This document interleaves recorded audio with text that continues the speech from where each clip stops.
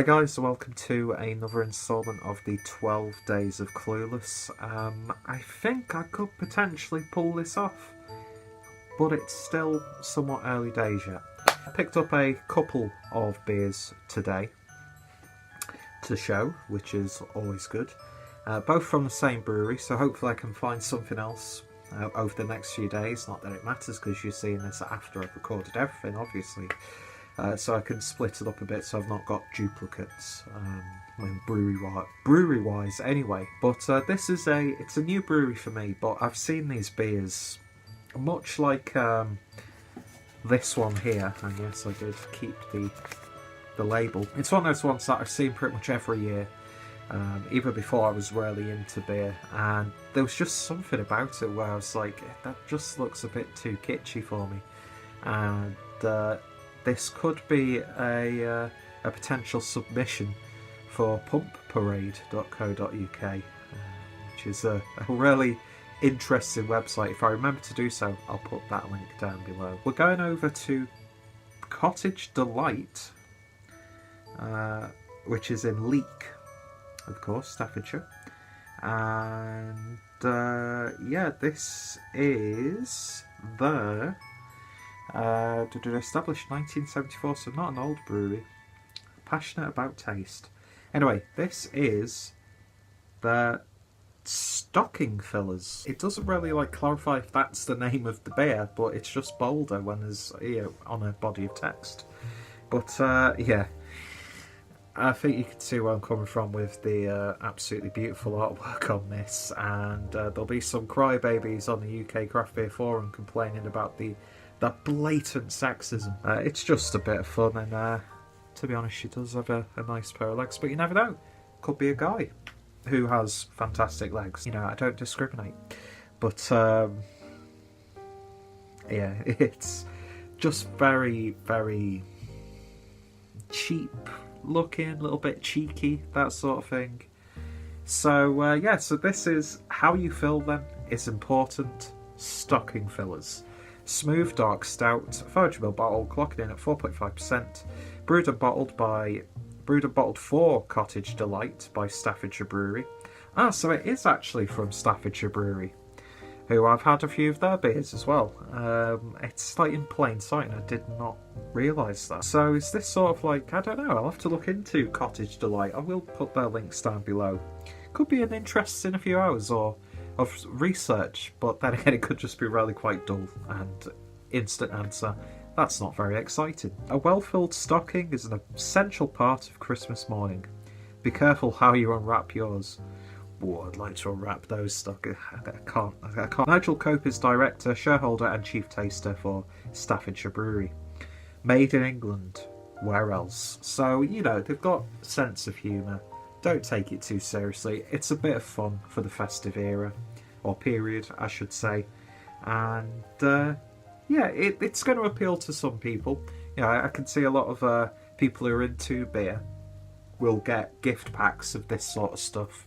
And, you know, at the very least, it's just casual beers that you can enjoy on Christmas Day all the way up to New Year's, that sort of thing. Or, like here, towards the end of November to record it for a series that I'm putting, even though I'm not putting much effort into, I think I'm putting way too much effort into for very little reward. Any view that I receive and any comment is greatly appreciated.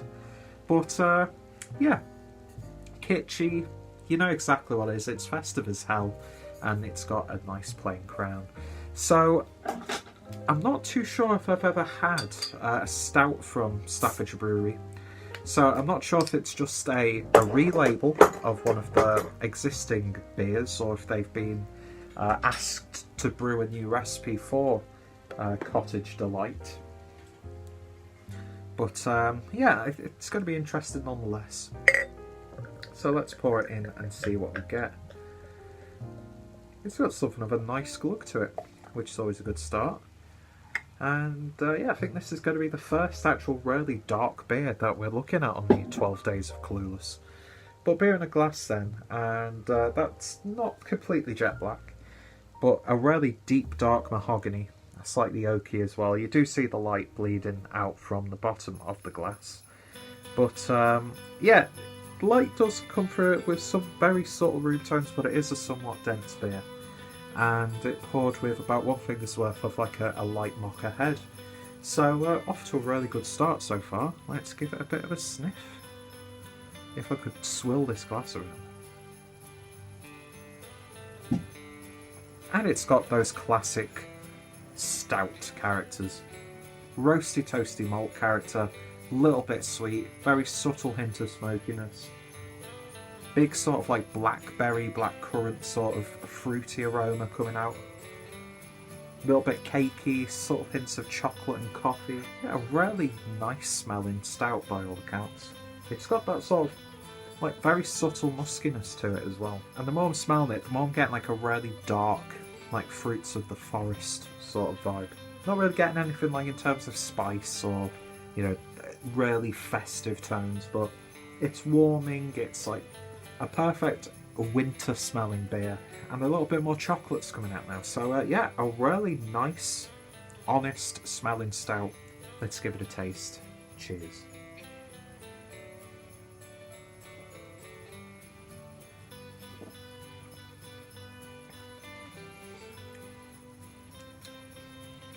Not bad. Not bad at all. Carbonation attacks the palate though initially. It's not got the heaviest body for a stout, but there's like this sort of like oily smoothness to it, velvetiness, which actually carries those flavours that you get in it. Getting a hell of a lot more smoky coffee tones on the actual flavour of it. And it actually does taste like a really nice roasty black coffee. Big dark chocolate presence, lots of cocoa powder. It's got like a slight unsweetened cakiness about it that's been a little bit singed around the edges. Well, say unsweetened, there's a very subtle sweetness. Maybe even like a pepperiness coming out of it. It's actually a really nice, basic stout, to be fair. Yeah, session stout. I do find usually stouts at this ABV, like the more dry stout sort of thing, the bodies are just a little bit too thin. But although this isn't exactly the heaviest body, I think... turn this off. Although it doesn't have the heaviest body, it is a satisfying mouthfeel, and it's actually really nice and satisfying drinking experience overall. But like I said, I don't know if this is just a rebrand for them. It's not really got too much festive elements to it, it has to be said. But that being said, you could pair this really nicely with a nice mince pie. It's got those like subtle savoury tones that would complement that perfectly.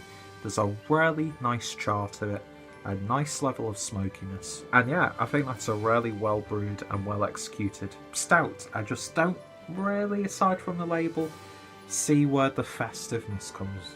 Maybe it's not intended to be, maybe it's just, you know, a beer released around Christmas that the label puts you in the mood for a Christmas beer. And maybe it's to capitalise on, you know, people buying stuff at this time of year. Who knows? They've pulled off a really, really good beer. And if you're going to overlook it because of the label, which I can completely understand, although it's not the worst label I've ever seen. In fact, actually, aside from it being a pair of cartoon legs, it's nice. It's nice and simple. So it's like a cheeky Christmas card you'd buy in Blackpool or something like that. But yeah, if you're going to completely overlook it because of the label, I think you'd be doing yourself quite an injustice, because this is a really tasty, rounded,